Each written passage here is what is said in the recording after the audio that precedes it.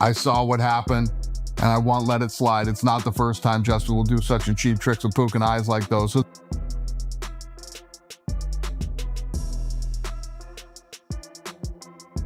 Joe Rogan recently commented on the controversy surrounding the Justin Gaethje versus Paddy Pimblett fight, and his take has caused many fans to rethink what actually happened inside the cage. Rather than focusing on Gaethje's relentless offense or Paddy's resilience, a growing portion of the MMA community is now concentrating on the disputed moments that may have altered the outcome. Rogan spoke candidly about the bout, questioning the constant interruptions, highlighting warnings that appeared to go unanswered, and suggesting that the damage Paddy endured might have been worsened by repeated fouls that were never fully addressed as the fight unfolded. His game plan even. He wanted to box with Gaethje, but he couldn't wrestle him, he couldn't box him. He just a little bit young and he has a better chin, but he's a trash can. We're on Paramount. There's a new network. There are going to be new fans. We need to introduce them to what the UFC is. I think after watching that, everybody that was tuned in are going to be lifelong fans of the UFC. Because on the special nights, there is not a sport in the world that can compare to the UFC. And tonight we have one of those special nights. Oh, bro. The grit of this kid. I don't care that he lost the fight. He comes back and murders like most guys. Yeah. Like anyone that doesn't have the grit. Like obviously everyone, like myself and everybody else, is worried about how much a fight like this takes out of you. But he's super young. Yeah. Like, you know what I mean? I think he's young enough to bounce back from a fight like this and to turn it into a superpower moving forward. Because not many people survive Gaethje the way he does, the way he did, or like have moments of great. Watching the bout again with that perspective makes those moments stand out immediately. There were several instances of fingers finding the eyes, grappling exchanges being stopped mid-action, and the rhythm of the fight getting broken over and over. None of it rises to the level of reversing the official outcome, but it's certainly enough to fuel controversy, especially considering that Paddy Pimblett didn't simply come up short. He absorbed a significant amount of punishment throughout the fight. You want, really? How many fights do we sit through, whether it be boxing or MMA, where you've got two fighters in there who are, yes, they're fighters, but they're not fighters to the level that some people are. There's some fighters who were willing to die to win a world title. That's what we were talking about in there tonight. They were risking it all. They never took a step backwards. They were constantly trying to brutalize each other. That was a throwback to the days when I first started watching MMA. Those are the fights that built the UFC. We're talking Randy Couture, Chuck Liddell, BJ Penn. We're talking a level of violence that blew a demographic of men away where we were like, holy shit, we need to start watching fucking this cage fighting shit. This was a throwback to those classic old MMA fights. Yes, it might not have been the best technical fight you ever seen. Who gives a shit? Sean O'Malley's fight, the fight beforehand, very technical. Will anybody remember it? Will they fuck? No disrespect to Sean, he's a fucking talented fighter. But when it's do or die like that, it just fucking, it lives in the memory. And that's a fight. I remember when Paddy first arrived in the UFC, you were saying stuff like, well, his entrance is good and it's all well and good to get fans, but he needs to be able to fight. Obviously, we've seen him have great wins before, but to show you the durability he had in that fight tonight, do you feel like even though he lost, he's considered one of the best in that division moving forward? No doubt about it. I mean, he was the favorite tonight. I think that every other one, he's the underdog and everybody thinks he's going to lose. Tonight he's the favorite. I don't think that his game plan was the greatest. Obviously, tonight he showed he is tough, he is durable, and almost I mean, especially against Gaethje. And you're eating those punches from him. You know, it's one thing to say, listen, I'm going to come out. I know I believe in my durability. I believe in my chin, and I'm going to go toe-to-toe with this guy. But when it starts to not work, at some point you got to say, you know what? It's the third round. I got 2 rounds left. I might want to try to take him down and submit him there. Oh! Oh! Oh! Pimblett standing up like a fucking Christmas tree. Shoot, you fucking Oh, good lord. There we go! There we go! Justin can fight this all day. He can do this all day long. He'll do the jab, he'll come behind and get close, and then he's gonna get you close to the octagon. He's gonna start fighting you with his hands. He's gonna hit you with the right hand. That's what he does. And he's pulling away. For somebody with good grappling, it's like, go underneath, shoot a takedown. He's trying to fight a bull. that you don't have the power to beat the bull. And Paddy, all Paddy has to do is go to his back and he's good. Go around him, Justin. Just go around him. Justin Gaethje won that. I think Paddy Pimblett did not follow the corner's game plan. Listen, given how popular Ilya's become, how big do you think that fight could be between you two? I mean, if I had any bit of a personality, it'd be huge. But I just can't. I can't lie. I can't exaggerate. You know, it's what I do. It's who I am. It's who my parents taught me to be. But I mean, there's no doubt it'll be the best, one of the best fights that they could definitely put on. It'll be for an undisputed belt, and I think they want to have 6 or 7, whatever. They want to have as many as possible. So if he's not back by then, they will strip him, and I will be undisputed and then I'll fight for the belt. They steadily pressured him, attacked the legs, and pushed Paddy into pure defense for much of the fight. Paddy relied on grit, durability, and sheer toughness just to remain competitive. But as the rounds wore on, the effects were impossible to miss. His face was badly swollen, his vision appeared affected, and any sense of flow was gone, which is where the debate intensifies. A number of fans believe the recurring eye-related incidents stopped Paddy from ever finding his rhythm or fully implementing the grappling-focused strategy he normally depends on. 1, 2, and 4.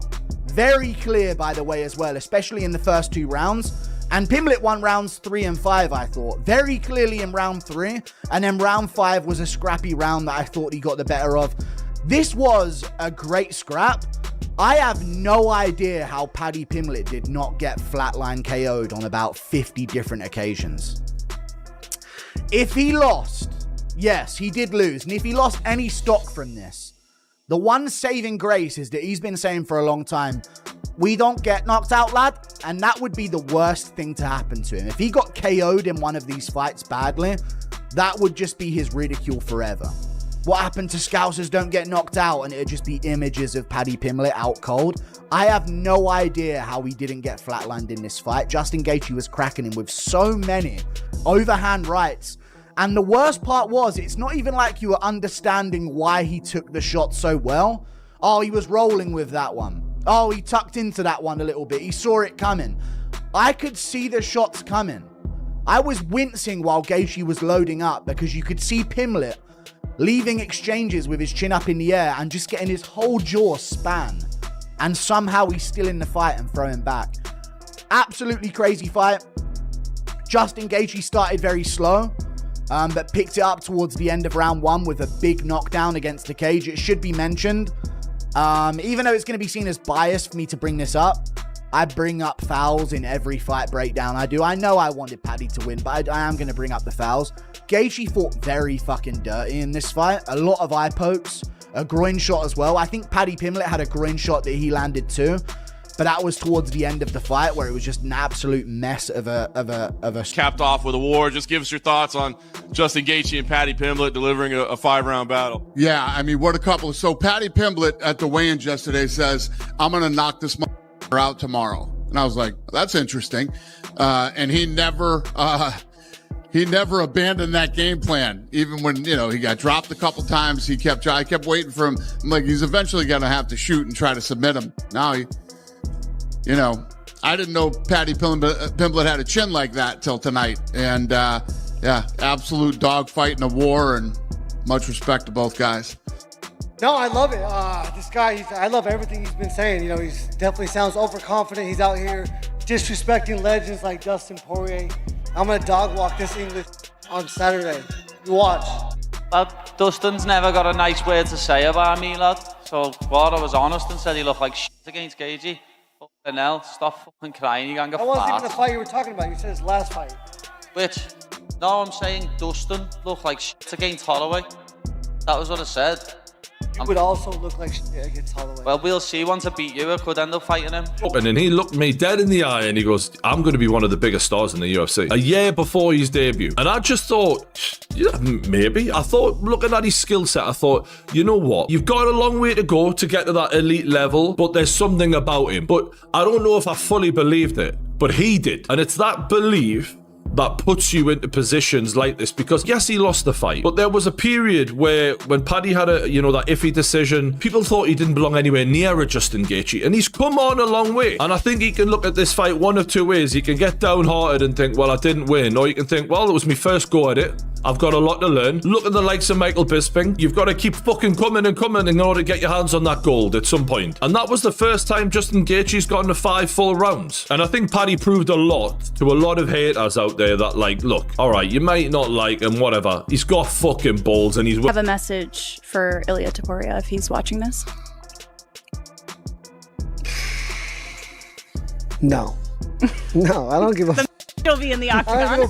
I control my thoughts. I control my emotions. I won't give him the time of day. I'll, rely on my coach to watch him a lot.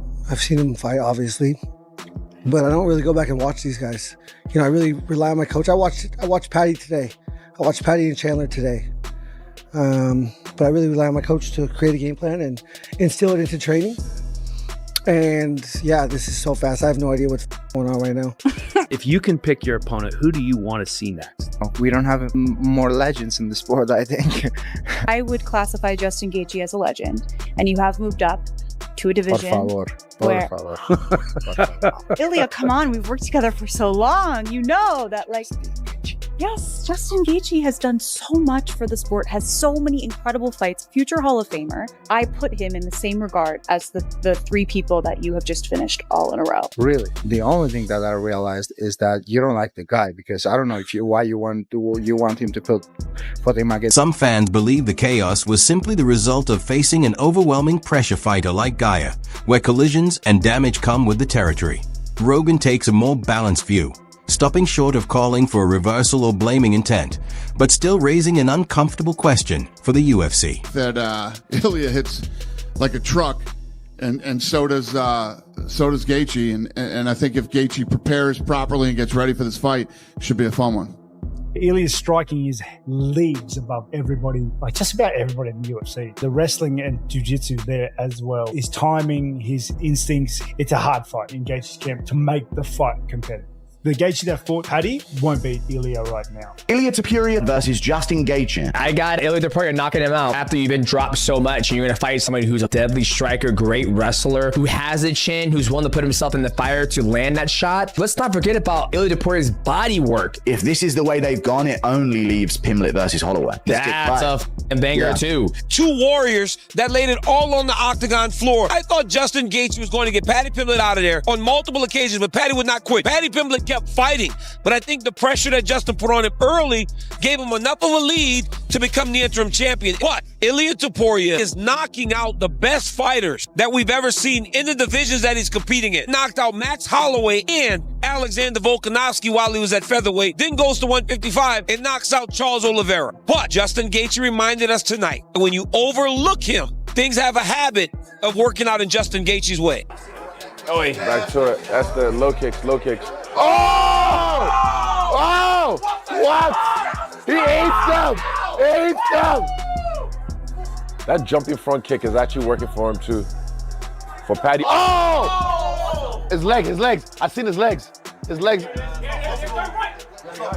Now his legs did a thing. His legs like splashed a little bit. Oh my God! Oh my God! This guy's a zombie.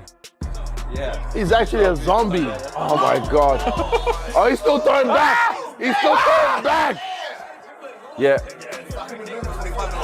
Oh my God. Oh. Boy. Oh! He's been rocked like 50 times in this fight, eh? Well, hey, let's do it. Okay. Oh, let's go. Oh, nice shot. Oh my God.